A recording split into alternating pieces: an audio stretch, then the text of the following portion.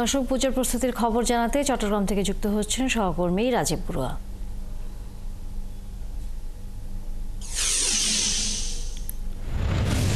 রাজীব, পূজার প্রস্তুতি কেমন দেখছেন এবং প্রতিমা শিল্পীরা কি বলছেন? এবার কতগুলো মণ্ডপ সাজানো হয়েছে, নিরাপত্তা ব্যবস্থা কেমন রাখা হয়েছে? তারিখ থেকে মূলত ষষ্ঠী পূজার মাধ্যমে আসলে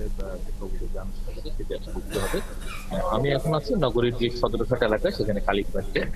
এখানে আপনারা দেখছেন যে আসলে পূজা মণ্ডপে এখানে প্রতিমা বানানো হচ্ছে। এখানে কিন্তু দুর্গাপূজাও হয়, তার পাশাপাশি এখানে প্রতিমার কাজ চলছে এবং এটি প্রায় শেষ পর্যায়ে। এবং অনেকেই কিন্তু এখানে যে প্রতিমার সেটি কিন্তু আসলে তারা নিয়ে গেছে বিভিন্ন মণ্ডপগুলোতে। চট্টগ্রাম নগরীতে এবার 292টি পূজা মণ্ডপে পুজো হচ্ছে। তো অনেক প্রতিমা কিন্তু সে মণ্ডপে নিয়ে যাওয়া হয়েছে, সেখানে কাজ চলছে। তবে এখানকার মৃৎশিল্পীরা আসলে যেটি বলছেন যে গতবারের তুলনায় তারা আসলে কিছুটা ক্ষতির মুখে আছেন, কেননা গতবার যে পরিমাণ পুজো হয়েছে আবার কিছুটা সেই পূজা কিছুটা কম, এবং যারা অনেক বড় বাজেটে যারা আসলে পুজো করতেন তাদের বাজেট কিছুটা কমে গেছে। এবং যারা পূজা করছেন তারাও আসলে অনেক ধরনের কাটছাট গুলো করছেন।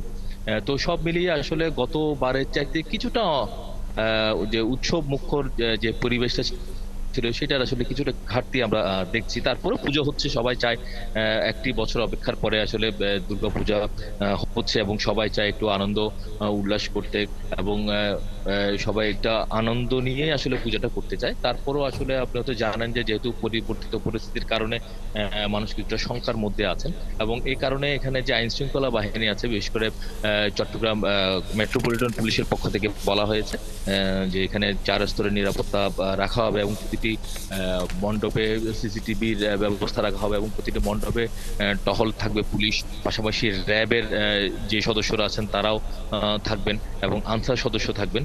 অর্থাৎ নিরাপত্তার যে বিষয়টি সেটি আসলে থাকবে বেশ ভালো করে এই চট্টগ্রাম মহানগর। অসংখ্য ধন্যবাদ আমাদের সাথে রাজীব বড়ুয়া যুক্ত হয়ে পূজা মণ্ডপের সর্বশেষ প্রস্তুতির খবর জানানোর জন্য। দর্শক, চট্টগ্রাম থেকে রাজীব বড়ুয়া ছিলেন এতক্ষণ আমাদের সাথে।